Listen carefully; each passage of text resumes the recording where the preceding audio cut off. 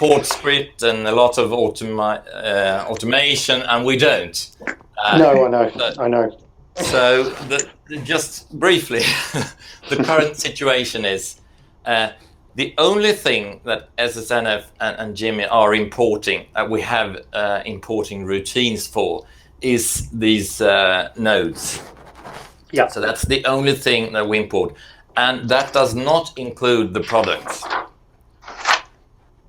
No. So Okay. because when we started the CISA project with SSNF, you didn't need to have the product. You could do business anyway. So what we did, we standardized what kind of services that you could order. So that was standardized. But you didn't need to have a product in the database in advance to put an order. Yeah. So just to make that clear. So it's been going quite all right having that situation for 6 years in CISA now. But I'm feeling that we're going towards some point where the CISA users want to have a bit more automation and specifically around the products. So all products now have to be manually entered through the application. That's the current situation. Yeah. Okay. So was that clear before, or? Yeah, kind of. I guess I know. We are aware of, I guess, some of the limitations or maybe expectations. Maybe is a different way of thinking. And I guess with Sweden, you're probably 5 or 10 years ahead of us in terms of the journey. We're now at the start of the journey that you were in when CISA started. So I guess, do we want all of that pain that I'm sure you all went through in getting all this data into Sweden, or maybe Jimmy at SSNF went through most of it. I'm not sure. We have an opportunity to create something quite unique for the UK market, and I know that you guys are looking at this in Germany as well, and possibly other markets. So I guess we don't know what we don't know, so we need to understand where the limitations are. We know that we should be able to import node data and then apply a product to it. It's how much of that is going to be manual remains to be seen. And then how can we help to streamline it, and how do we get the information in the right format from our customers so that process is as easy as possible.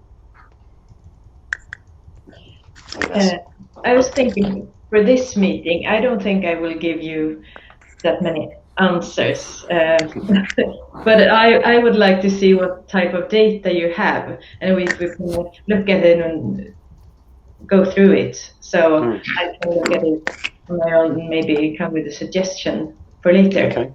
Yeah, that'd be good. Because that is one of the things, Helen, that we're sort of at the moment struggling with as well, is what sort of data do we need to ask for? Is it specific data of XY codes, or is it postcodes? We don't really know at this moment in time what sort of questions we need to ask potential suppliers as to where their assets might be to map it onto the asset map. Yeah. Well, what we started with in CISA, that was the sales areas actually. Our company exists in this area. So that was all they needed to do business. And then we standardized the services that were possible to order within the application. But they didn't have to be there in advance on the map or in the database. So that's the lowest limit you could go for, I suppose. And then you don't have to import anything really. You need the sales areas. That's what we did. So basically, are you saying? Go on. Okay, go on, Rob. I was just going to say, when when you go through the inquiry process, then it essentially shows, you know, a map of the area, and then rather than picking on existing asset data, you just pick on the points you want on the map, or the coordinates you want, and then the system will make an even inquiry that is open. So you don't need the nodes either, actually. So you just need an address database to be able to enter a correct address from A to B, or just A, or just B, whatever. And do you guys? And then choose a standardized service, and then the supplier answers, well, it will cost you this much, and then you put the order. So it could be that simple. I'm not sure it's satisfactory for you, but could be done that way. It's a start, I guess. But of course, the more value comes from the more data you get into the system. So, you know, the mapping of the node data is going to be important. And you know, is a node a cabinet? Is it a chamber, or is it a building? And it's understanding, I guess, how the nodes relate to the products and services is quite important for us. But I was just wondering, as I was saying that, do you guys have access to and understand how the Caesar platform works? And are you able to show it to us? Because obviously we've got our own UK demo platform, which I presume you've got access to. But I'm not sure if you look at all the Caesar platform. Do you help support that, administer it? Yes, all the time. Okay. Yeah. What? So what do you? Could you specify? Well, I'm wondering if it's worthwhile starting off with you giving us a demonstration of the Caesar platform. Just a very quick one to show how it works in Sweden, and we can sort of relate that to how we want it to work in the UK. Yeah. Do you want us to go, so to speak, under the hood and show you how the database is structured? No, not. Or would you like us to demo the application? I think it's demo the application, the web portal in particular. Rob, more from a customer perspective. Yeah, Toby. Rob, given that Helen's on the call, and I think she's kind of keen to, there's two ways to do it, right? We can come at it from the way what have the guys at DigPro got, and we can figure out how we mess around with it, or we can kind of show Helen what we've got and take their suggestions on how we could put that into the DigPro solution. Just in terms of time, I mean, it kind of feels like if we could share with Helen what are the things that we've actually got and how are we trying to get them into this platform, she'll immediately go, you're not going to be able to do that, or tell us that we can do it and give us some tips and pointers as to how we could get it, or what we need to change or change in our thinking in order to make it more compatible with the way that the guys at DigPro currently solve the problems. Yeah. Okay. No, that's fine. That's probably a good starting point. Then we can always come back to Caesar later if need be. But okay. So Toby, you're suggesting I mean I can share all of the, like, a view of the asset data that we've got, the different formats, etc. I mean, it's probably worthwhile just talking through what we're trying to achieve, and then showing Helen what data we've got in order to do that.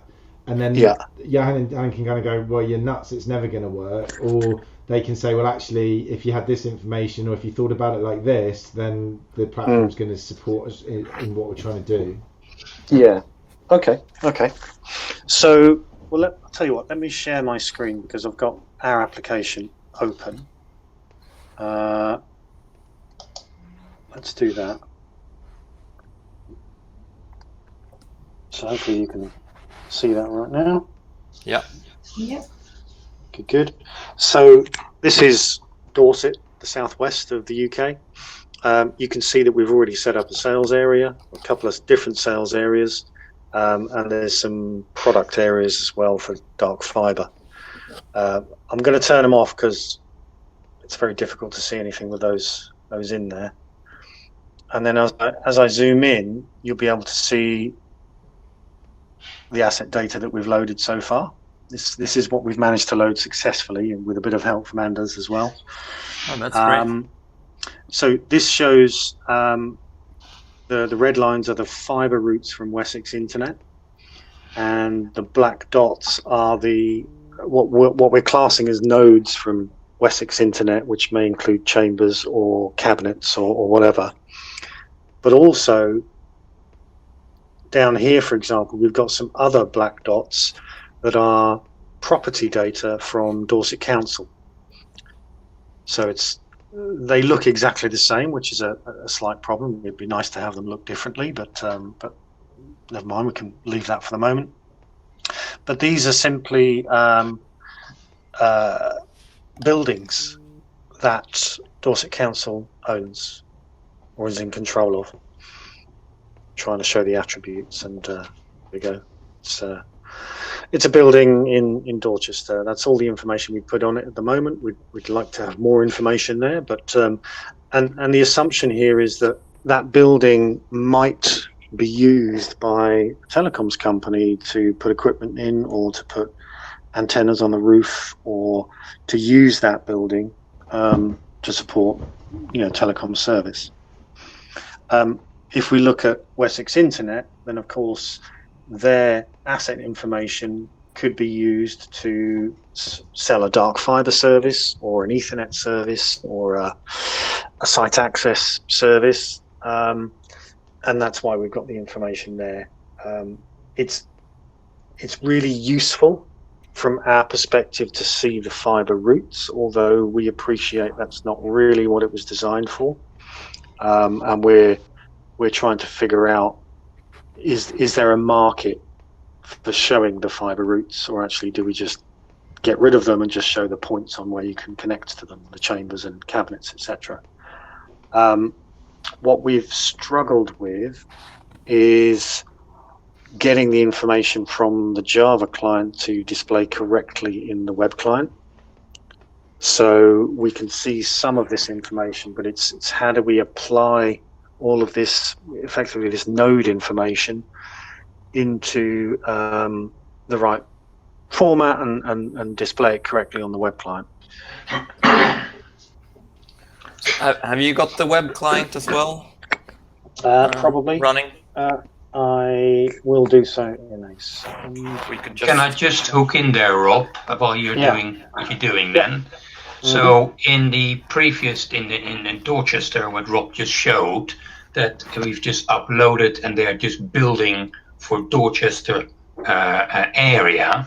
And what we were trying to do to show a potential customer that if they were to click on there, that there would be sort of, they can have access to that particular building, whether it be sort of terminating equipment in their building or putting a mast on the roof or whatever. But we were struggling to actually say that if somebody was to click on their potential customer or supplier, to say that, well, actually, no, you can have access to this particular building. And then going through the inquiry system, it will go off in the end to the supplier saying, what sort of access can you give me, I guess. But that's the sort of thing we were very much struggling in that little scenario. Yeah. Okay, so here's the web client. We're logging in as a demo customer. What do you want me to show you? I zoom in and if you use the hamburger menu, as I call it, up in the left corner, and the overlays, and if you select connection nodes, area nodes, I'm not sure exactly, so you can see them. So that's what's expected. So what did you expect, and what do you miss here? So we've got Wessex Internet's area nodes or connection nodes. If you remember, I zoomed into Dorchester here. We haven't managed to get the property data as nodes, and actually we don't know what to call them. So we're a little bit confused as to all the different product types, the connection nodes, the area nodes, meet me nodes. There is a security thing here. So the supplier needs to list all customers that should be able to see their nodes. So that's a setting. Okay, so in the here, administration client, yes. So you need to act as the supplier. Are you the supplier here? Yes. let me change to Dorset Council. Already was, so yeah. Yeah. And there is Dorset Council. Now, interestingly, as we're talking about security, I'm now acting as Dorset Council, Yes. but I can see Wessex Internet's data is. That shouldn't happen, should it? I'm not 100% sure what happens if you have the super admin right at the same time. You might be able to see No, so everything. I've tested that by logging out of super admin and logging into just Dorset Council admin, Yeah. and I can still see everybody's. Okay. Then there is another infrastructure. setting missing. There's a special file called localsettings.conf on the server that is probably missing Okay. an important line there. Yeah. Yeah. Because so then we'll have to fix that. Yeah. Very good. Okay. So those are the So, assets, Rob, that you've got loaded in, Yeah. and we can see them in here. But those assets, what is the type of asset you've put them in as? In Poundbury, for So- example. In Dorset Councils in Dorchester, Yeah. these are buildings. And the buildings need to then be shared with whoever you logged in the customer one company, so that they can see them. So if you select your company now, Dorset Council, and right click and show change attributes. This the top one. The top one. Yes. Okay. And nodes and meet me nodes tabs at the top. That's where you list the customer companies that are supposed to see your nodes. So you just click search and then you select the one that you want to show this to. So this is for nodes. So it's separate for nodes and meet me nodes. Okay. So I can now choose the example buyer company, which I think is called Cust1.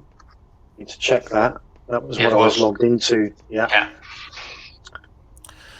And it's not possible to do this on an individual level for each node. So it's all the nodes or no nodes. So Okay. Yeah. you know the limitation there. Yeah. And then you have to do that for the meet me nodes if you have any. You might not have any, but probably a good thing to do while you're at it. Okay. And then just click OK. Yeah. And now if you log in again, or maybe just refresh. So you are that customer company now? Yeah. This one. So I'm not sure if you maybe you Okay. have to log in. It's coming up. Yeah. Oh, they're coming Weird. up. Simples. So Excellent. that's it. Yeah. That makes sense. Okay, perfect. And that's a useful thing for us to remember, that any asset owner can choose which customer can view or interact with their assets. Correct? Yes. Okay. Perfect. This is they can put an order. So this is just for viewing. Yeah. Okay. So my question on the back of this one was then, if a potential customer was logging into the system and wanted to ask from an A to B scenario, they would just have to put the address in or click on the site somewhere, and then send the inquiry off. Yeah. But by seeing these dots now, that gives them an idea. Oh, there might be access into the building rooftop or whatever. Yeah. Am I right in saying that? That's correct. Yes, that's correct. Okay. Yeah. Okay. So if there were products in these nodes, we only have products in the area nodes at the current stage, but the database is prepared to have products in any node. So if you had nodes and you click a dot in the map, you should see the products as well, if you had products in there. Okay. Yeah. Okay. So one more question, Jan. Sorry about this. So if you and maybe if I go off, Toby's very good at putting us all back in a straight line. So apologies if I do. But if you are in the admin database, setting all this up, uploading stuff as we've just done, in there, Rob just gave Cust1 permission to see what is in Dorchester as a node information. How can you make it basically visible to all without having to go through pointing out individual potential customers? Because you don't know which customer might want to look at what area of Dorchester for an inquiry. Well, at the moment, you have to select all of the companies, Okay. unfortunately. So there's maybe we should have done it the other way around. Well, so whitelisting. Just as a use case, then the challenge you've got is that if you create I'm just trying to think that through. So you'd wind up having to add in, if you create a new company, you'd have to go back to the sharing parameters to make sure that company can see everything, company by company, rather than just as a global setting. Okay. Yeah. Maybe we can build something around that. I see it's quite inconvenient if you have a lot of companies. So. Yeah, it depends, and I think two things on that. One is, ideally that's either the company itself, the asset owner, needs to do that and administer their own assets, or it's a service that we provide to them, and we charge them for it. But the other thing is we don't want to automatically be able to allow all customers to see all assets. Okay. Now that might be the case for public sector. So Dorset Council, the municipalities, they probably want all of their assets to be open to anyone. It's a government initiative. But Wessex Internet, for example, I can quite understand that they would not want their assets to be visible to somebody like BT, the incumbent. But that's just what Johan was saying. That you, and what Toby's saying, it gives you then the choice to switch on, switch off. And you can easily say with Dorchester that we say, well, it's all switched on for everybody. But for Wessex, it's not. Yep. Yes, true. Yeah. And it's just something I think at the moment we need to understand how the system works and get au fait with how the system works. And then once we are so compass mentis in what we're doing, I think that then might be a point that we're turning to Johan and Helen and saying, well, is this a possibility because we find X, Y, and Z? Yeah. Okay. All right. Cool. Okay, that's good. That's certainly. If I go back to the web client, then we can see asset data, but no product data. Correct? Yeah. Because there are no product in the Yeah. How do you would how have do you know if that, there by the way? would be. Because you don't see it. You should see it directly in that the info card, as we call it. When you click the node, it should be visible directly there. If you had products in there. Okay. So You this one can from show Wessex the Internet. few attributes for the node. You can click the show attributes just to see what happens. Yeah, I mean this is Wessex Internet I picked here, which Yeah. I thought we had product information in, but clearly not. Okay. So I guess we need to get the product information in there. Yeah, and as I said, the customer nodes are not able to. We're not able to populate them with products right now. But the area nodes, that's subtype 2, I think. There you can put products in.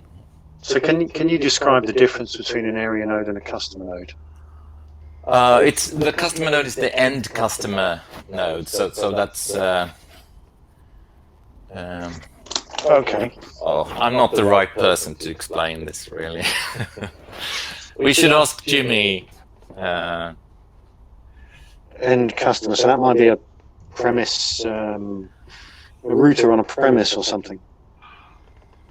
Yeah, it could be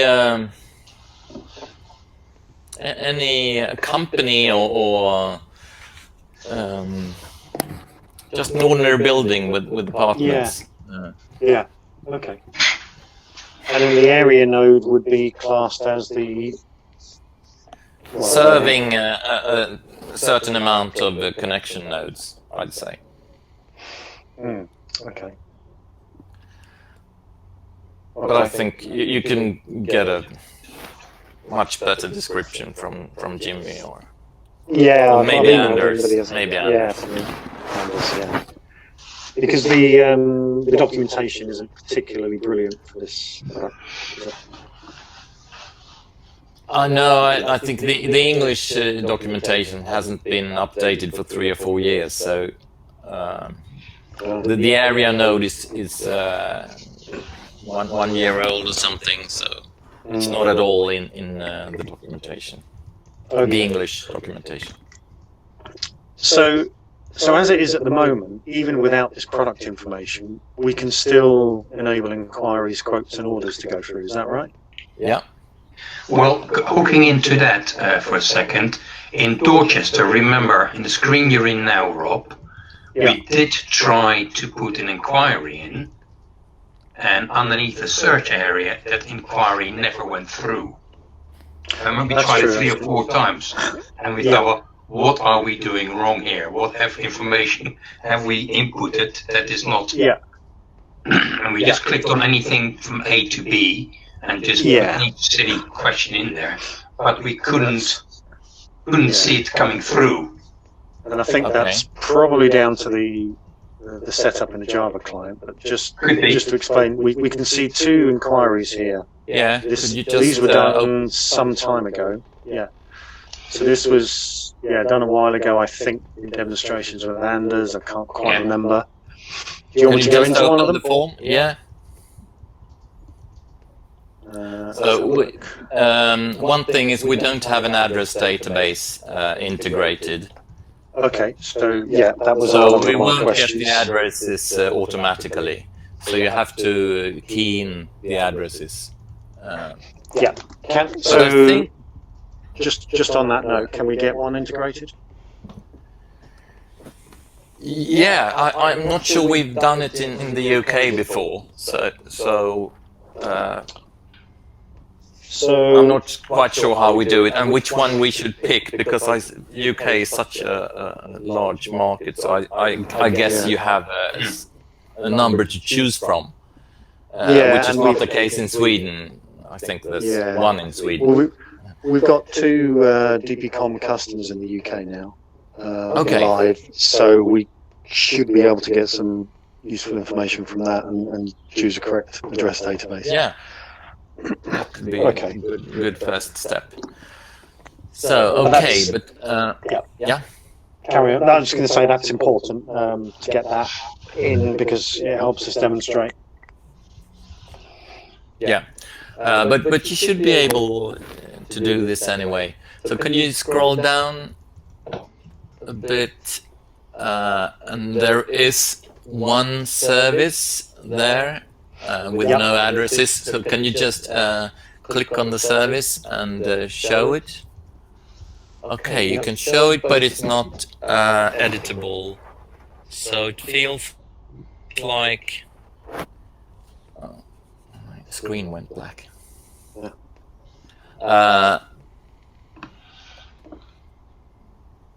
Okay, so Well, you have the right data in there, it looks like. Yeah. You can cancel that again.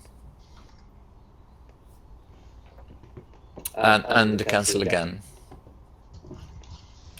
I can see what stage. The next action is acknowledge. So you've done what you should as a customer. So the next step is for the supplier to acknowledge that they've received this.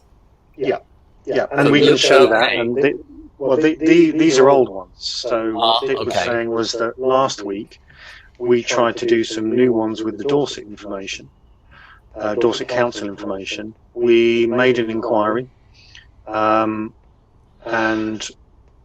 let's have a look. What did we do? I can't remember which one we tried, but we made an inquiry and went all the way through the inquiry process and then sent it.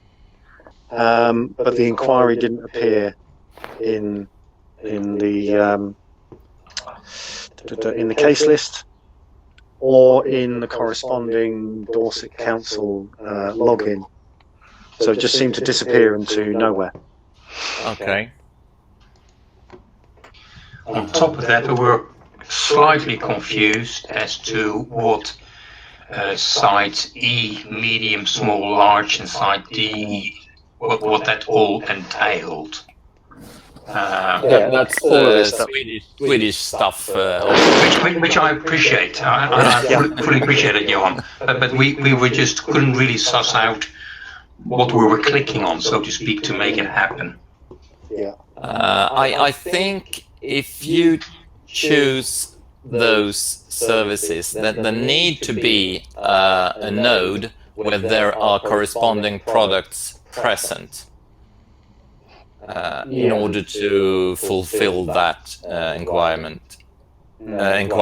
Sorry.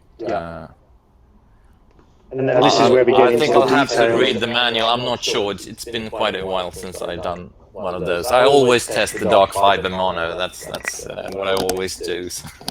Yeah. The easiest one.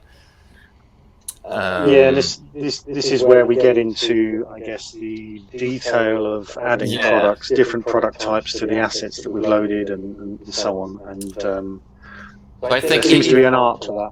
Yeah. So if you place an area node and put one of the these site access things in that area node, you should be able to make an inquiry of that kind. But the dark fiber and the Ethernet, they are sort of free. You don't need any products in advance. Okay, so we can do an inquiry on an Ethernet service. Yeah. Let's say access MEF. We can add something and say just place a point in the map anywhere. Yeah. It's probably the easiest. And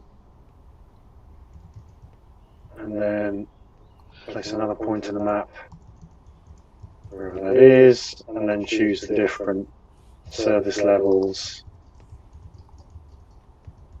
Let's see, what are the minimum requirements here? I think I've covered that. Contract, years. Anything else? I think that's all you need, actually. Yeah. Save has come up, and now I choose either Dorset or Wessex.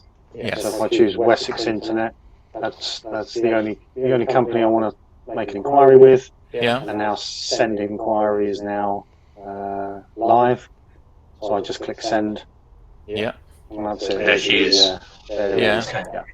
And then you should log in using another web browser to watch. Yeah.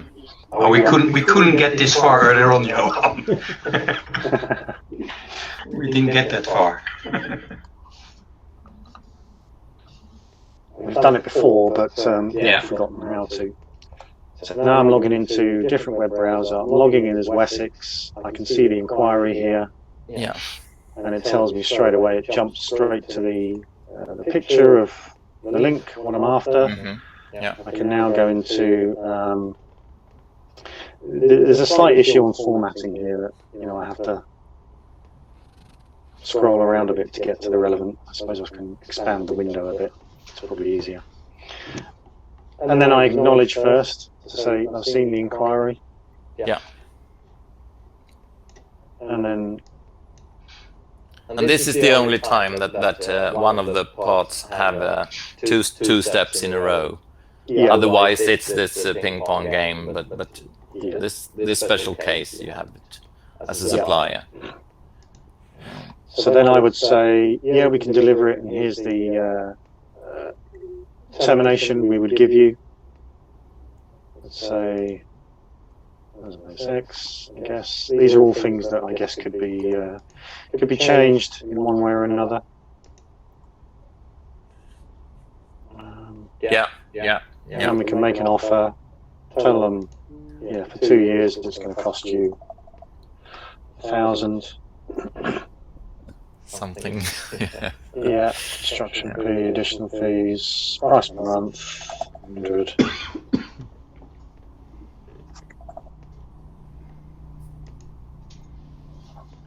Do. Save. I can send the offer. That's pretty much done. It disappears from here, does it? Yeah, and it's because of the tick box at the top, hide offers. Oh yeah. There it is. Yeah. Now we jump back to this one. Search again. Don't hide offers. So we've had an offer, and now it's down to me to send the order as the customer. So I go in and I check on the offer. I can edit it, I guess. Look at the price. Not very much at this stage, no. Yeah, I can put the order. Yes, place an order. Yes, you have to tell the supplier, I want to order this, because there could be 10 or 30 offers in the same inquiry. Yeah. So you have to tell the supplier which ones do I order. Okay, so I've accepted the pricing, and then we come down to the order data. Please deliver ASAP, whatever. Is that it? Yeah, I thought you needed to do a purchase order number somewhere. Is this invoice labeling here, or? I don't think you have to, no. Okay. Send the order. And then back in the supplier, we've got an order. So we'll log in, check the details, and you could change the date, the delivery date here. That's probably the only thing you can do here. yeah. So you need to enter the service into the service form. It's here, isn't it? You could edit the delivery date somewhere. This is delivery date. Here we go. I'll give it to you in a second. Then the system will do a check when you save this and send it to the customer. So if the date has been changed, that line will go red. So you will see that as a customer. The supplier changed the delivery date. So I'll confirm the order here. Yeah. It's confirmed, and now I jump back into the customer. There's the order confirmation. And I can stroll So down. you see it's red, See something indicating the delivery date has been changed. Yeah.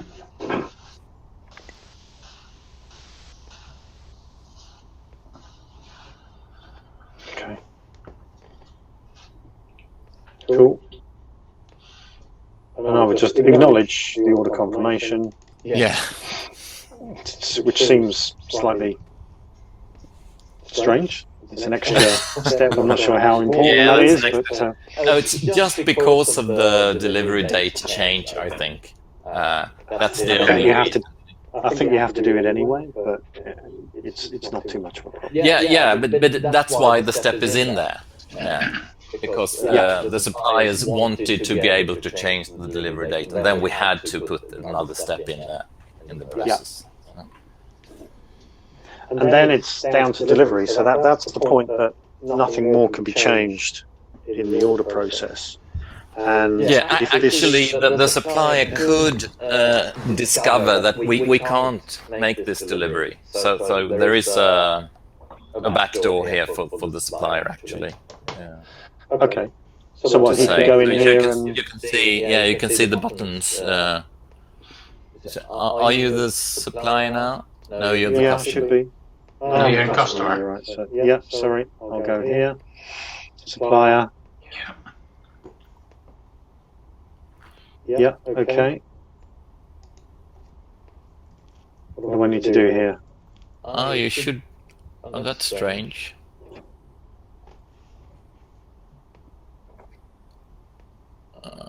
You have the wrong buttons. Do we see all the buttons? There should be... you should be able to send when you're ready. This doesn't look... Cancel that. Back in again. Strange. So it's on delivery commitment. That's the process. Send delivery report. Yeah, try to enter again.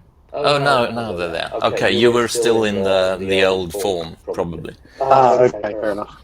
So there is a possibility to decline here. Okay, yeah. If you can't deliver, you realize suddenly we can't deliver for some reason. Yeah. That's quite new, that possibility. There's a river in the way or something that we had to... We didn't know. Yeah. New river. Okay, cool. Otherwise, I would... there's one compulsory field here, I think. The ID, yes. Order confirmation ID. So this is the supplier's order confirmation ID. Would that be like a circuit reference or something, or just some? I don't know, actually. Some sort of reference, isn't it? Yeah. Because if this is, it's for the service being delivered. I'm not sure what the figures come from. I guess the supplier, Dick, in cable and wireless terms, this would be a bearer reference. Yes, it would be. Yeah, I agree. Yeah. But we could make that as we could make it a rule. It is going to be anything, It's something we could stipulate. Yeah, it's the supplier to choose. They would have some sort of internal reference to confirm the restored is in, and absolutely. Yeah, that relates to that particular thing. Yeah. And what this system could do is, at the point of order confirmation, it could then pass the order information down to the supplier's OSS system, so that it could then take over the provisioning of the service, and it would then respond back when the service is complete, back to DP Wholesale to say service complete, here's relevant data, and that could be populated and sent back to the customer. Yeah, possible. So I'm saying it's possible because we've done it, but it was 4 or 5 years ago in the Network Rail trial. If I don't know if you're involved. Oh, you did. Yeah. So we kind of did a bit of a bodge integration with NetAdmin. So there was an ex-NetAdmin developer doing that piece of work, and we managed to get it to work anyway, and sort of partially integrated. So we know it's possible, but it probably needs a bit more work. Yeah. So then we do a send delivery report. Sorry. There is an API that just for reading, so you could extract the data you need and put it in your other system, but there's no writing API currently. Yeah. So it would have to be a manual. The writing will have to be manual. Yes, you could automate the reading from. Yeah. And then we have a delivery report now, which You have to just go accept in that. and accept it, and that's the point that it would trigger, I guess, billing. Yes. Once we've accepted the service as the customer, we accept the delivery report, and effectively that should then trigger some sort of billing process. Yes, and I think we have some Swedish legislation in the background there. I'm not quite sure. I think if the it's before this. So if the customer hasn't accepted the delivery report in 2 weeks, I think it's automatically accepted. Okay. Yeah. So we'll have to tweak that for you, I suppose. Yeah. Okay. All right. That's worth knowing. And then this contract is now live, and it's stored on the system as a contract between two parties. Yes, there is a contract object in the database, and but you need to archive it manually from here. So you have to click the box right there, and then it will be accessible in the archive of the system. But in the database, there is a contract finalized, but you can't see it in the archive until you hit that button. So. Okay. And sometimes they actually forget this. It happened earlier this week. There was a company, and they had a contract. It's been running for 3 years, I think. And they searched the archive. We can't find it. Where is it? And it was still in the case list. So that could happen. I think we're going to automate the archiving soon. Yeah. But, Okay. Yeah. Because who has to press the archive button there? Both of them. Both of them. Supplier and customer. Yes. So you will have that if you just search. Yes. Yeah. There it is there. Okay. And then where can you see the archive contract? And is that in the Java client? So no, you can click the case list banner there, and then the archive. Yeah. Valid contracts. Yeah, is that the one? Probably. So you can click the PDF icon to the right there. Okay. Sorry. It should be a PDF showing up there. Is the URL correct? We've got blob here. I don't know what blob is. I'm not sure. Okay. Let me try it in the custom. Try and remove the blob. Sorry, try and remove the blob. Yes. Okay. Maybe. No. No. Sorry. Okay. Let me go back to the customer. Archive, valid contracts. Oh, we've got 2 here. Oh, you got 2 there. Yeah. Is this one we wanted? So you see the other icons? You can stop. Renegotiate. What do you say? Yeah. And you can terminate the contract. Renegotiate. Show previous. And that would go through all the steps of the process. You can that's the watch going backwards. Yeah. Okay. So there's something with PDF documents. Not sure what that could be. Do you have any ideas, Helen? No, not right now. We'll make a note of it anyway. Just take that one away for now. Yeah.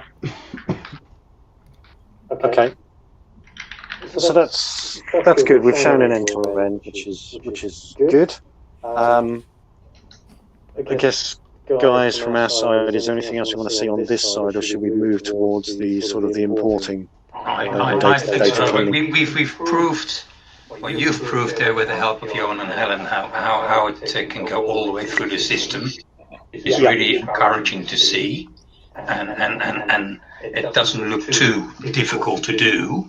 Of course, there's going to be a lot of teaching for customer-supplier aspect, but that is something we can do, hopefully.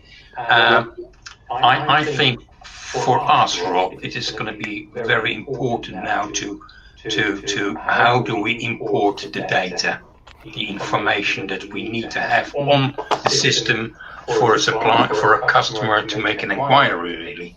And is this as an interim that we are going to do for a supplier, and therefore we need to have XYZ information from the supplier, and if the supplier in the end feels comfortable themselves, can they do that themselves, or what? But I think as an interim, probably we'll say to like Wessex Internet, say, okay, give us this information, and whatever this information is, I don't really know, and thereby we can upload that for them. Now, the uploading that we've done so far, half successfully by showing what you've got there now, it was extremely long-winded and painful to do, partially because, Johan, Helen, we don't know what we're doing really. So that's one thing. But I think with your support on that bit, there must be a straightforward way of doing it, because it works. When it works, it is great. But we made it look very, very painful.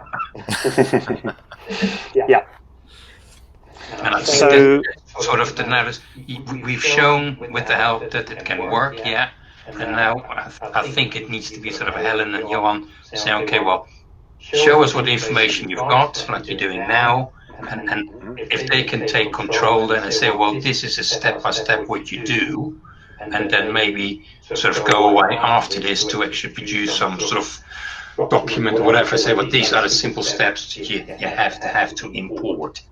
The first level of information, the node data. And so what I'm sharing on screen now is our storage of all of the asset data that we've currently got, some of which is official, and we can load it up. Other stuff is kind of unofficial, and we can play around with it. Probably have to delete it or get permission at some point, but that's our problem. We've got a lot here. We've got even more in the public sector folder, which is all different municipalities, and here's Dorset Council. So we played around with this. You can see here there's various different, I think these are INI files or map files, I'm not quite sure which one. We've tried 50 sites, we've tried 200 sites, we've tried the full site list, which we haven't got on there at the moment. So, and it's different asset types, so we're just trying to understand what works, what doesn't, and then, this stuff is relatively straightforward, I suppose. If I, what's the best thing to do here? I can look at an extract of the data that we got from Dorset. Let's just bring it down here. This is just building information. So it's these things, Northings by the looks of it. This is Anders's suggestions, putting the word active in there, and then 4 is the organisation ID. Then we've got a postcode, and then I can't actually remember what that one is. I think it was supposed to be a unique identifier, I think, wasn't it? Correct, that's what we made it. But again, I think this is what we did.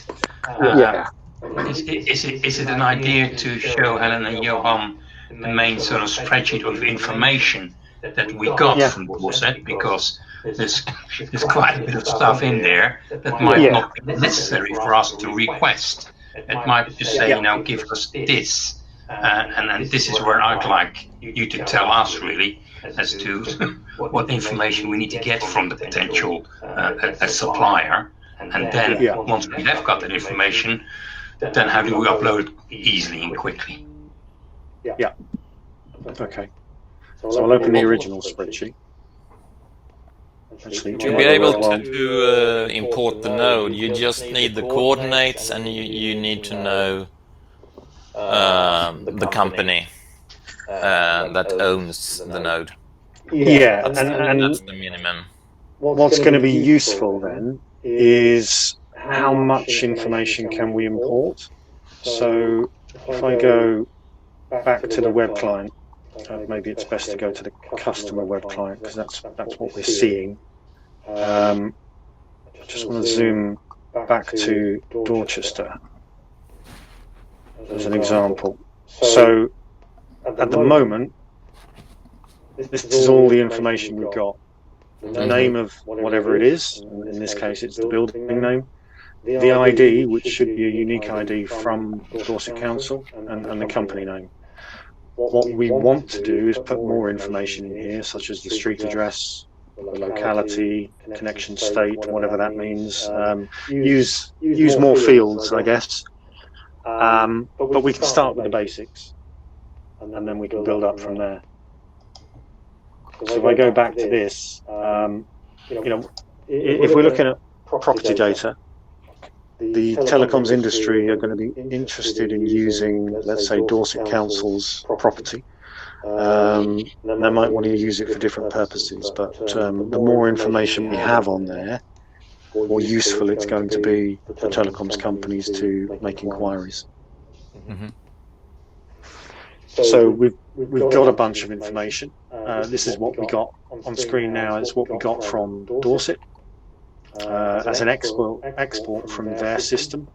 It's not perfect information by any means, but we have Eastings and Northings at least. We have address information.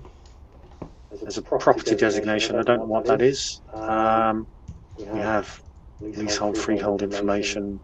There was other stuff, but I've stripped it out. So, and of course, we need to make sure that the Eastings and Northing or coordinate data is correct, and doesn't suddenly put us in the sea off the coast of Africa, which does happen quite a bit. Yeah. So that's one example. The other example is Wessex Internet, which I think we had more accurate information there. Is that right? But I was thinking, you said that you added the active column, or? Yes, sorry, I did it on that one. So the original, if I drag the original, this is the original file we got from them, and I just kind of tidied it up and deleted columns I didn't want. Yeah. And we had an ID column. We've got the name, UPRN. So that's going to be an important one. UPRN is a unique premise reference number.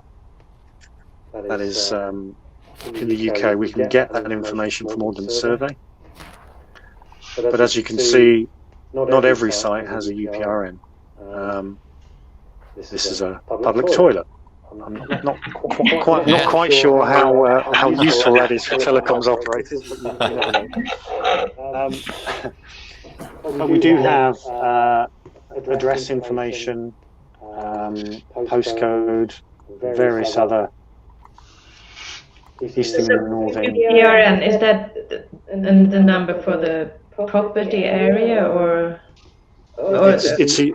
It's a unique reference for a building or a particular property, and UPRNs are also given to other things that need to be identified. So let me think of an example. I guess a street lamp might have a UPRN.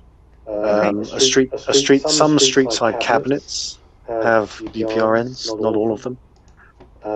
It's becoming more and more popular to use UPRNs, so it's certainly going to be a useful search field that we'll see customers using.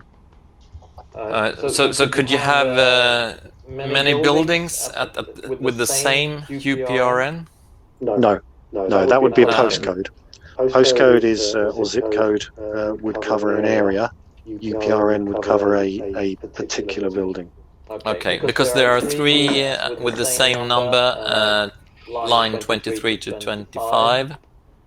Yeah. So, and it looks like that is the same building. It's a big. Okay, but there are two kiosks, so they Yeah. with the same UPRN. Then. Okay. Yeah, that's true. That's true. Yeah. So there may well be duplicates here, and I guess it's going to be part of the problem. How do we handle that? Yeah, right now that's not a problem because we don't have any logic around that. So, but it might be if you start search for the UPRN and you get 3 hits, or you just get 1 when you expect to have 3. Yeah. Okay. Right now that's not a problem, but we don't have the field UPRN. I think we should add that for you. Yeah. Either that or we use. Sounds important. Yeah. I think it sounds very much that local authorities, municipalities, they are more likely to be able to give that to us than like Wessex Internet, I think. Yeah, although I think Wessex have also got UPRN. The UPRN service comes from Ordnance Survey. Okay. So we should be able to link into it as a WMS service or WFS or whatever it's called. And Dick and Toby, these are web. I don't know what the WMS stands for, but it's almost like a search service that you can link this system to, and it will automatically interrogate the service and search for the right UPRN. So Helen Jones, so for your initial sort of looking at this spreadsheet, which we got from George's Council, can we sort of extract from here stuff that we need to can upload, or do we say before we even get any information that we say, well, we'd like to have, column A, B, C, D, and E for information only? That's the information we need to get from you guys. I think Johan is better to answer those questions. What the attributes are needed. Well, right now it's you just need Nording, Easting, and company actually to be able to. There is no logic around any other of the fields in the system. But it would be convenient to keep the ID, because if you want to update this once in a while, that's perfect to see, okay, this one has changed. Number 42 has changed, but number 17 and 19 haven't, so we won't touch them in the database. So that's what the ID is for, actually. Okay. And that's assuming the ID is unique. Yes. Which is another thing we need to check. And what about postcode? Is that something, because postcode relates to an area? It's not used for anything on the nodes. And that's because we have the integration with the address register. So when you put an A point in the map, we will try to find the address through the integration with the address register, and we will pick the address from there. But there is a possibility to use the address on the node instead. You can. There's a tick box on every node to say use the address entered in the database on the node instead of taking the address from the address register. Okay. But I think it would be better to use the address register, maybe. And while I think of it, Rob, the other thing we found, and it might be later on, but I'll just to remind you, is that we removed all the commas in column B. Remember that? Yeah. So that's a problem. Yeah. Really? And this is because in the UK we use as a CSV file we use comma delimiters. Yeah.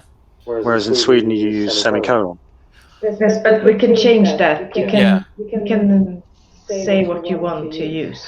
Yeah, no, we want to use commas because that's kind of the standard, and that's how you save it in Excel. The problem is that the import, I think, searched within the text of an address and found commas. And so it screwed up the import somehow. But I'm not sure, but I think you should be able to say use another delimiter instead. So Yeah. Do you have an ini file there? Rob, We can look at these one are the in- sort of things we want to highlight to them. You know, Yeah. we have muddled our way through and made it work, but we went a long way around it. Yeah. So if we can the original file, I think that would be useful to see what you got. Yeah. Okay. Let me just find that original. And then I can maybe work through. Mm. Yeah, I think it was this one because it's got lots of stuff at the end.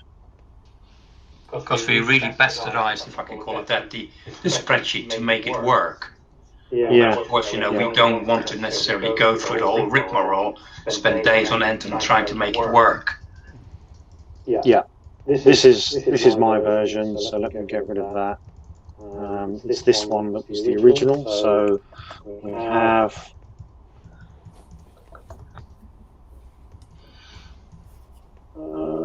Trying to get to the bottom. Don't really have any commas there. No, that's not the original one, Rob. Yeah. Sure it is. Look, there's a comma. Yeah. Yeah. Yeah, there are some. What we did was we extracted the first 200 and played around. But it says in the ini file. Yeah, this one. Yeah, delimiter is comma. Yeah. So it says delimiter is comma. So. So for the first 200, we extracted it. We found a problem and worked out that it was looking at commas in the address. Yes, it will look for commas everywhere. Yeah. So I mean, maybe we can just say I guess the question for us is that when we do a file save as in Excel, the choice is comma delimited. Yes, but can't you tell? Can't you? Yeah, Helen's right, because what's happening is it's the way that Excel. So I've come across this before. It's the way that Excel wraps commas that it finds in a field, and if it doesn't wrap them the right way, then when you do the import, it screws it all up. I think that's we could probably do more work on that, because from Johan and Helen's point of view, a comma represents the next field. It's that simple. Yes. So if we're not able to give it to them in a way where that's true, it will just perform as expected. So I suspect that there's more monkeying around in the text files that we need to get onto. I'm happy to do some help with that, because I think. No, but I think can't you, when it says comma delimited, can't you select another? Yeah, you can, and in Excel you can define how you want it to treat commas in a text string, so it can effectively you can replace them manually, or you can have Excel wrap them where it doesn't show as a comma when you come to do the file save. Yeah, because what we don't want to be doing is editing each address field, removing all the commas, and then saving it again. We may as well use a different delimiter or some other way of doing it. Yeah. Okay. All right, that's something to look at, I guess. So maybe we use tab delimited. I've not played around with that before. No, because what you'll also notice is that there's different types of comma delimitation. So there's like standard ones and there's XL ones, and that's how it decides what it. So if you go down, you've got CSV DOS. So it tends to be, in my experience, CSV DOS comma delimitation. We just need to fiddle around with it. I suspect that's on our side, and we can probably do some more work on that. Yeah. Okay. Cool. All right. So what next? Should I send you this original file, Helen? Yes, please. Yeah. Okay. So I'll do that. Let me just make a note. Send original Dorset property file.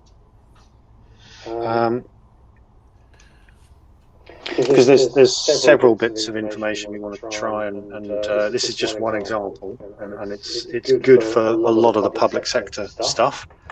I think. So let me just close that. This is the import file, and for us, this is difficult to understand. Although I know that Anders has sent us something like this, which is, I guess, easier to understand because he's given us notes on what each line is doing. Yeah. So this bit is important. So guys on our side, a hash just denotes a comment. So it ignores anything after the hash. This is like our help file, if you like. Mhm. So can you send me both those files so I can see what you were working with? Yeah, sure. Yep. Let me get an email ready, otherwise I'll forget what to send you. Okay. So I think what would be really useful if we can, what you're doing now, Rob, is sending Helen, Johan, stuff that you and I have worked on, and for then either if we can do it today or maybe at the next sitting, is for Helen to show us then as this is how you go about step by step importing it, and this is how simple actually it can be, Dick and Rob. Or not, yeah. Yeah, so I've got that, and I know that Anders also sent us something recently with an additional 3 files. I haven't looked at that. Let me have a quick this one here. I'm watching some very dull. Let's make sure I'm muted. Just trying to get it on screen. Very dull. Yeah, exactly. Very dull video conference. I think he's copied in you, Johan, but not you, Helen. Yeah. This was more to do with the Wessex side of things. So this is, and this was, I guess the next step is that we can look at property data as one asset type, but then we've got kind of telecoms network data, which is where the Wessex stuff comes in. I just open this quickly. Does it go everywhere? So this is slightly odd from a format perspective because I think it's in Swedish delimiter format, where we've got semicolons here. And I don't quite understand what this is, but let me forward, Helen. I'll forward this email, the entire email, to you, just so you've got it. Yes. It came from Anders, so let me just quickly forward that to you. Trouble is, yeah. Just send it out. Has he tried to import products? Is that what this is about? Yeah, I think so. Let me just have I've a never quick done look. that. Yeah, it's a product. Yeah, looking at his email, it looks like a product. Multi-step. So this is kind of the next step, if you like. I'm just going to say this will be sort of step 2. I think just reeling back to what we were talking about 5 minutes ago, is that we need to find a way, an easy way, that we can import node information that we have been modeling through. And then next step later on should be really, can we associate a product with that? Whether it is an access to a building or a node information. Yeah, and I guess my question after what we've been discussing earlier on is, do we actually need to associate a product with? We might not. According to what Johan was saying, we might not have to, which might we just went through the whole process, and there were no products in there. Yeah. So what's the benefit then of having product data allocated to an asset or a node or whatever? What's the benefit in the system? Well, it's giving the customers more information on what is actually there, because they're doing this like blind folded now. They're just putting an inquiry in there, and they don't know if the supplier has it or not. So that's the purpose of putting the products in there. And you can automate the process a bit more if you have standardized products put in there from the supplier side. You can just choose a product. I want this one, and there is a price on it, and everything is fixed. So you can, and then you can use the direct order process, which is 3 or 4 steps less. So that's made with the predefined products. And just a terminology thing here. The product is what you put in the database to show what service you can order. So what we do is we just show the products, and you can pick a product, maybe using the direct order process. But we will convert the product data to a service. So those are 2 different things in the database. So we're not actually using, we're not moving the product with us. We're copying data from the product to create a service in the database, and the service, that is what you order. So I'm not sure if that makes anything clearer, but that's what we do. I think, Rob, you and I, and Toby as well, of course, we might need to accept a slightly different way of thinking. Yeah. And I hear what Johan is saying. I totally hear what you're saying. And it's just different thinking that we have had all the way through so far. And maybe we're going a bit too far with our thinking, Rob. Yeah, it could be. Yeah, I don't know. I'm just. Yeah. Okay. But that would be maybe for step 2. Yeah.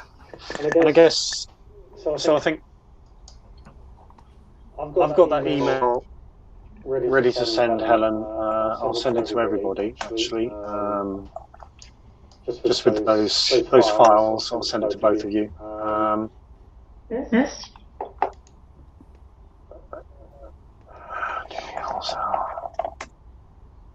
Property asset data. And so I think that in my head that answers, potentially that answers a big section of how we can map public sector data so that telecoms operators, ISPs, and so on can access it and view it in a single place. The more data we can add, the more information we can add to what they can see, the better, I think. And it could be, for example, that all of these properties that we're adding, we might need to find out the height of the building, for example, because mobile operators might want to know how tall the building is and how much roof space there is, so they can put mobile antennas on. That's one use case as an example. But let's start with the basics and getting the information there first, and then see what other information we can add and how we can add it. What additional columns, and then the second use case is more the telecoms data that we have, and we've got that in. If I come back to the asset data that we've got, if I look at Wessex Internet as an example, we received this, which is a KMZ file. We then asked them for a bit more data on Excel, and we received one of these. I can't remember which one. Probably that one. Dark fiber system info. Let me just have a quick look. No, that's not it. That's an export. It's been Wessex Internet point data. So we received this from them, which is the name of the whatever it is. They didn't really give us too much, so we need to go back to them and ask for more. But it's got a latitude and a longitude here, and then we've added this column here. network type active. This is starting to get into the product side of things. This is, potentially Ethernet product or dark fiber product. But it's where all their chambers and their cabinets are. Again, I guess it's just classed as point data, and how do we present that on a map? So it feels like it would follow a similar process. The other one is getting the root data in, and I know I keep coming back to this. Showing the fiber lines. What we can do is show them in the Java console here, these fiber roots. They don't appear in the web client, and maybe that's a good thing, I don't know.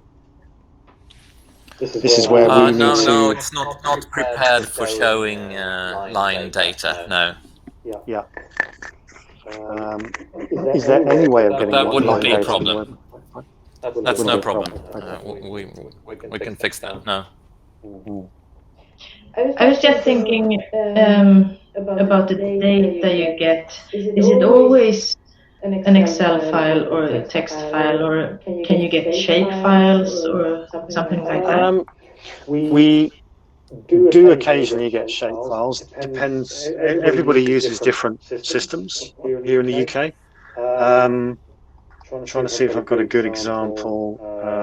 Loop, pretty sure that's the case. And what sort of file would be the best file to ask for, Helen?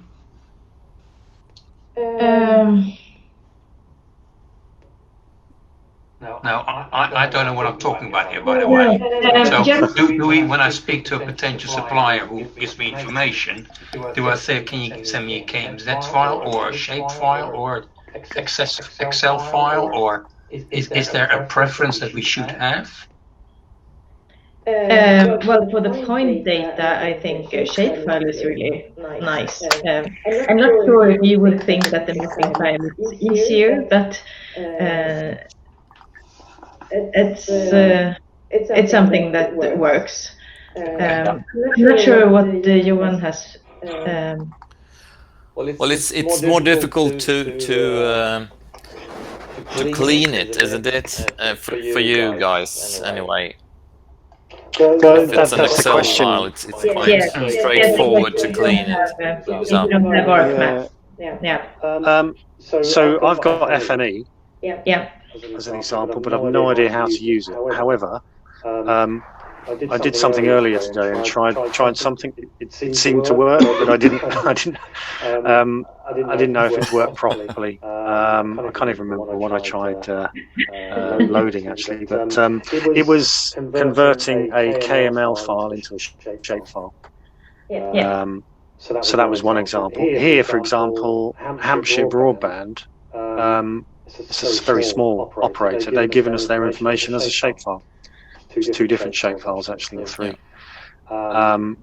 So this stuff is what I usually do is try to import it into Google Earth first, and then see what else I can do with it. But I was interested in understanding what processes you use to convert data from one format to another. Well, I have an ArcMap license, so I can use that, and I have FME license, so I can change, well, anything. Yeah. And which is best from your perspective, FME or ArcMap? I guess FME is better, because then you can have all the formats. Then you can have your text file as well. You can make it automated there instead of, well, depends. If you really, if you have an Excel file and you're good at Excel, that might be easier than using FME, but you could always use FME to remove the commas if that's what you want to do, or okay. But for things like KML, fiber roots, etc., we've got a lot of that information. Converting that into shape so that we can play around with it or make it visible somehow in the Java client, then Is it easy to do this via FME, or is it quite a long process? Do you need to tweak things and parameters? No, I think KML to shape should be quite easy. Okay. Do you have some Then to kind of instructions? import the shape file. Sorry. Yeah, I mean, the importing the shape file, we've done that here.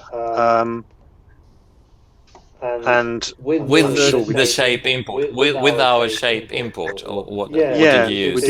we did file import shape, we generate the Okay. shape mapping file, and I need to review and go back to Anders' instructions on that. But that's how we managed to get this Wessex internet. And if I zoom out and go up to Manchester, you should hopefully see. Yeah, there we go. Here's one that I did on my own. This is the loop in Manchester. So I managed to import this stuff as well. That's great. Comes as Because you always know you need to know the data model of the receiving system. So that's probably the most tricky part. To be able to make this mapping file in between the data file and the receiving system. Yeah, and it's we're pretty sure that there is value in this data. What we're not certain about is what the value is and how we can make use of it, if you like. Because there's also issues that some companies would not want their fibre route data to be visible. But then again, government are really interested in that. So we're just trying to figure out, how valuable is it, how useful is it, can we make use of it, and can we secure it, and so on. And we don't have an example in Sweden because in Sweden no one wants to present their fiber data. So Yeah. we don't have a good example of why it's useful from Sweden, unfortunately. Yeah, true.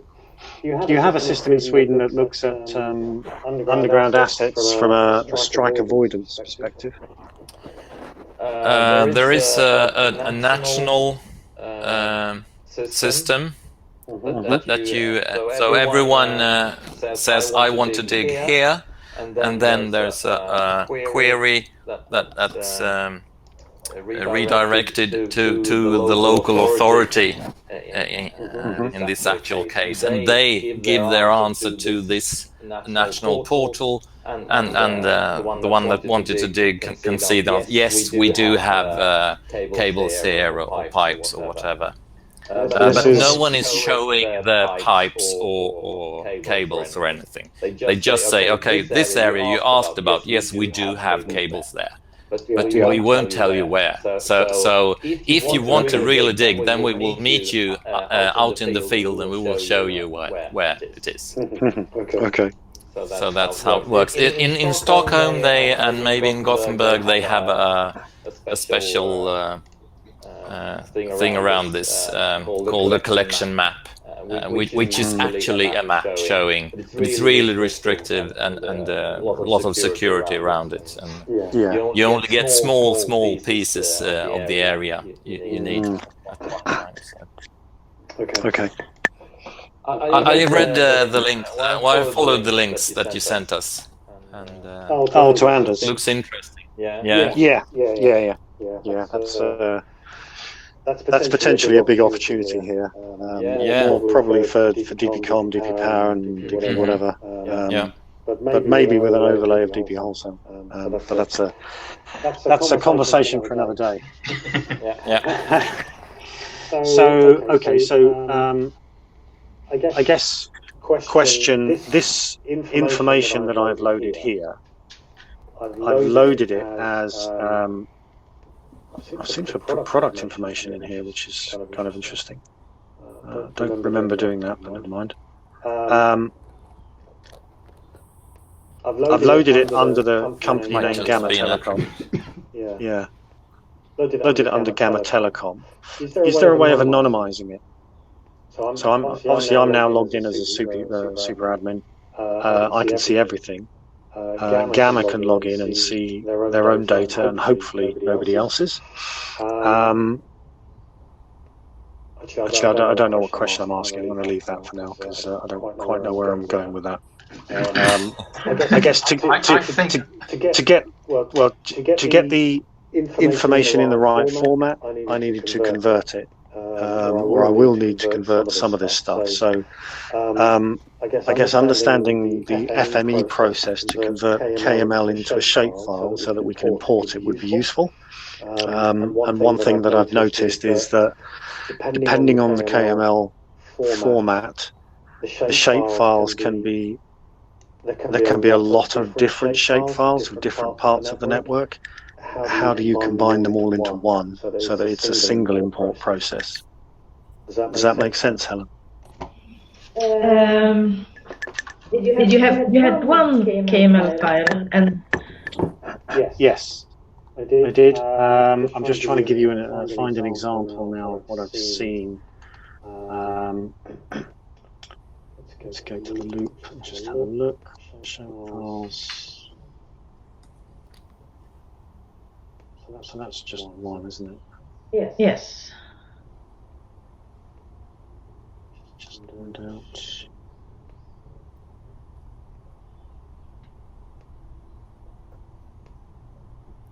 So just bear with me a second. I've done something somewhere.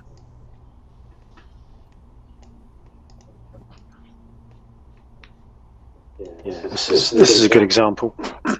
So WPD is Western Power Distribution or Surf Telecom. This was the KMZ file that I got. And then when I tried to convert it, I can't remember what I used to convert, probably an online tool.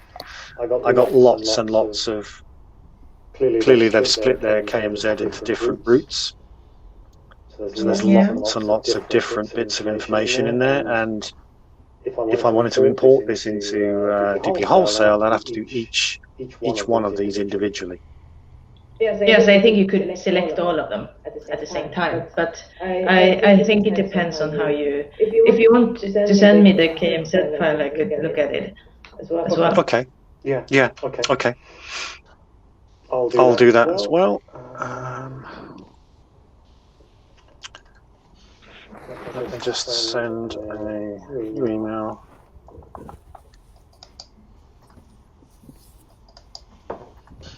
Okay, I'm hogging. So Toby and Dick, is there anything else you think we should focus on in this session?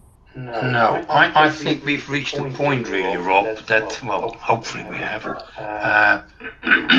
We've highlighted to Helen and Johan what we've achieved and not achieved and roughly what we've done about it. We've highlighted and you've emailed information we've received from a supplier. And we've sort of spoken about what we need to be seen as shown on the system. Johan has clearly explained that we don't need products specifically on there. So I think for now that needs to be parked and spoken about when we reconvene, maybe at stage 2 or 3 or something like that. So I almost think that we've sort of reached a point now that you have passed on the information that we have received, and for Helen and Johan to have a look at that data, and maybe we can reconvene again early next week or something like that, sit down again, and then they can show us what they have done with that data and how we go about importing that data onto the AssetHub. Yeah. Going back to square one, what we started talking about 2 hours ago, really going back to the beginning, because although you've done a brilliant job and made it work, but it was difficult that time, wasn't it? So it's almost like, if we were to get rid of the data from Dorset and Wessex, for instance, and start again with Helen showing and Jon showing us a demo how they've gone about the whole thing, and then hopefully at the end of it we say, oh, that's how you do it. Yeah, and I think what we'd like to get to a position on, Helen and Johan, is to have help files that we can refer back to, so that we don't have to keep calling you up or emailing you and saying we forgot how to do this bit. It's in the INI files or the map files, the text behind the hash tag is helpful, or a document we can write that describes the process and what we need to do and how we need to edit things and so on. As I said earlier on, I think we very much like your support and experience and expertise to kickstart us in a way, and then hopefully we can start running with things ourselves, and then falling back on you guys to push us a bit further or do this or that. But as Robert's mentioned, we want to do this ourselves, but we're at a stage really that as an interim solution, we need your assistance. Well, we would like your assistance to help us to get to that.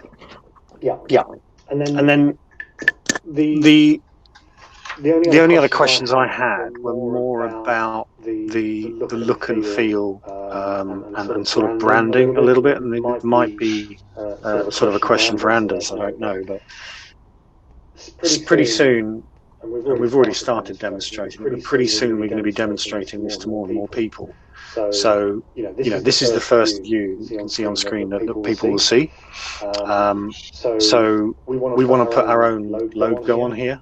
At the top, we want to change what this says, the hub. It needs to say the Asset Hub with our kind of logo and branding. I guess that's fairly simple. In here at the top, the tab heading we'd like to change a little bit. And then as we go into the customer login, we'd like to see some sort of logo somewhere, if we can, or at least the tab heading needs to say the Asset Hub customer login, or stuff that we will identify. I think a little bit of this has already been done in the Java client. So it's called the Asset Hub up here, if you can see that and read that. When you first run the Java client, the Asset Hub logo comes up. We've given that, so that's partly there. There's a few tweaks that make it look more like a UK platform, branded as the Asset Hub, and our branding and colouring. But of course we'll have the DigPro logo there as well. So I don't know how much of that stuff, Johan or Helen, you can help with, or is this more of a question for Anders? I can't do it, but I think Helen can do it. Yes, I can do the job, but I think we have to talk to Anders about what to do. Yeah. Okay. Well, if we that's something we can maybe put a little document together saying, with screenshots saying this is how we want it to look, and give you the relevant information. Toby, you and I can look at that. It's not hugely important, but it will become more important, and visibility. Yeah. And there's some UI changes to everything as well now. So Yeah. I don't know when this is the 9.3. If you go back to the Java client and help and about. So there we go. There's the Asset Hub logo. That's good. So we're in 9.3. So it looks. I can show you if you want to see it. I can share my screen if you want to see the new.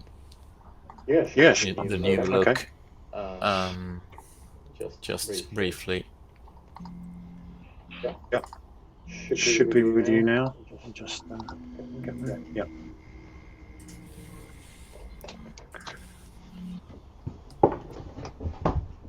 So that's. Can you see it? Yeah.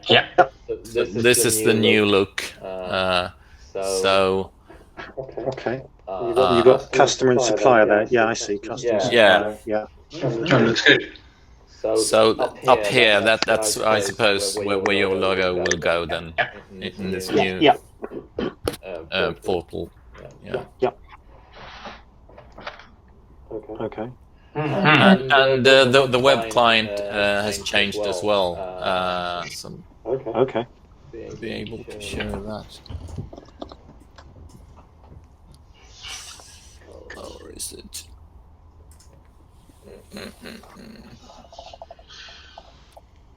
Oh, I can't find it right now. Sorry, not that important. Okay. So anyway, you know, we're doing some changes. UX changes. Yeah. Okay. Good.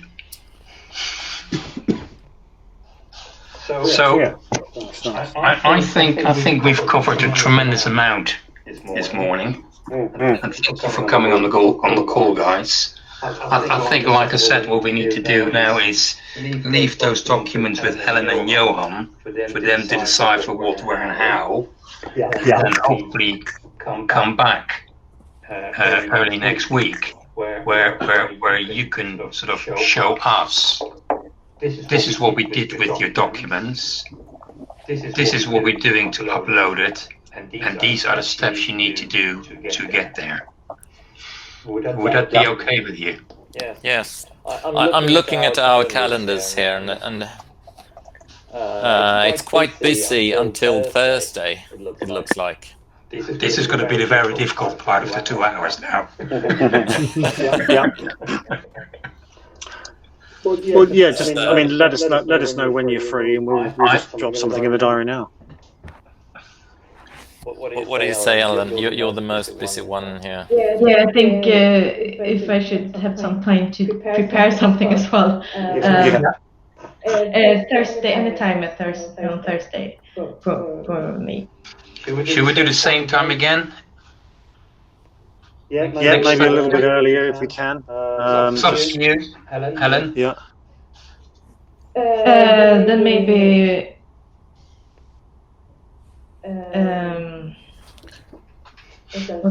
So this was 11 o'clock your time? Yes. Yeah. So 10 your time?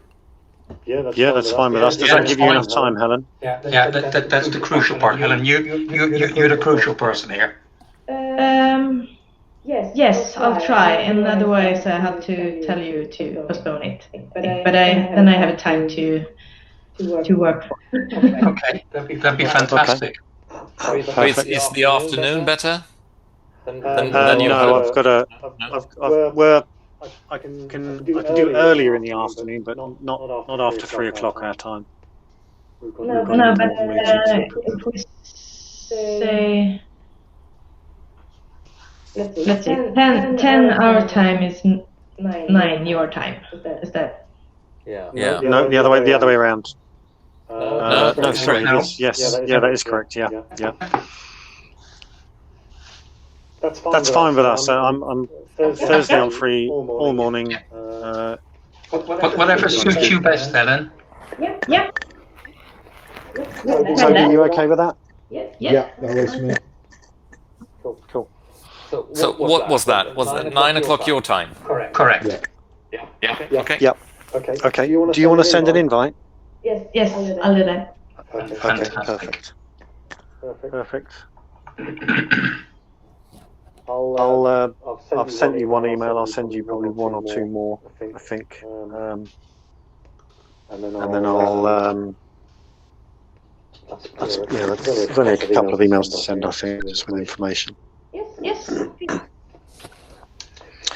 Good stuff. Okay. That's cool. I'm happy with that. Excellent. Is there anything else from you, Helen, that you need from us to be able to do what we're going to do? No, I don't think so. Not more than the files we're talking about. And, So if there is anything, then please contact myself, Rob, Toby, if you need any additional information that we might have or not have, or have got questions, of course, then please ping an email off. I was thinking about the coordinate systems. Yeah. Do we know them, Helen? No. Good question. So what I would suggest is have a chat with Patrick and who's the other guy who's been helping? The guys who do at DigPro. Yeah, DigPro. Yeah, because you've done the initial configuration implementation for 2 customers now on DPCom, and I would imagine they would have wanted to link into some existing coordinate systems. But we need to know for each data set. We need to know what coordinate system is valid for that data set. When you Okay. Yeah, so I think on the Java client, the coordinate system used is OSGB 1936 for the application. What tends to work well for importing is WGS84, World Mercator. Maybe I should share my screen with you again so you can see what I'm seeing. For the northern and eastern.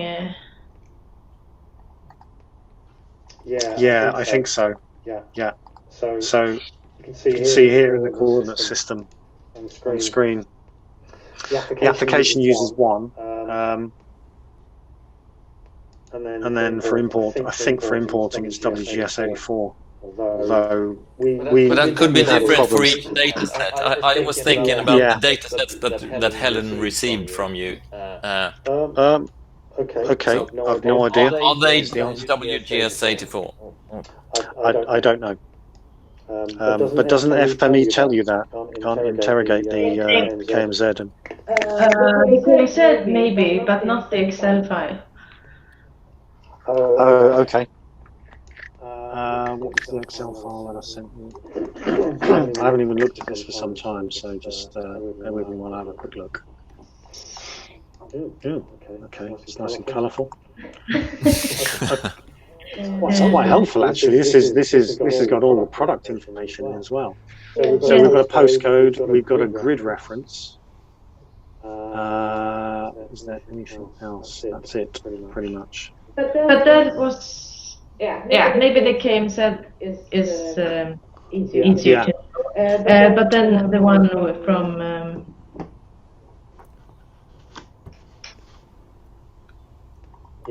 from Wessex. Yes. Is that one? Yeah. And I guess this is going to be a recurring question. What is the preferred coordinate system? And do we have to do a conversion when we get information, or do we have to ask the customer to please provide information in a particular coordinate system? How standardized is that in Britain? There seems to be quite a few. I'm not an expert on it, but there does seem to be, various Ordnance Survey coordinate systems, National Grid, World Mercator. And if you get them in one of those, there's no problem importing them. If it's something other than that, you either have to. I think it will almost certainly be in one of those, and it's a case of trial and error getting the right one, I guess. Yeah. A good thing is to always ask them to tell you this data that we're sending to you now, they are in this coordinate system. That's if you do that, then we will start for 10, isn't it? Yeah, I agree. Yeah, we can create a template that asks these questions. That says, what coordinate system are you using? What is the addressing system or whatever? Yeah. And for this purpose, I can probably. Don't forget, we're still in demo mode, so to speak, that we want to show to potential people. So let's just start with this bit now, and then we can work on the next bit the next time. Yeah, definitely. Yeah. Okay. But you got it in the right place, so You must have selected correctly. Yeah. Eventually, because we did up in the sea several times. But yeah. Okay. Well, thanks.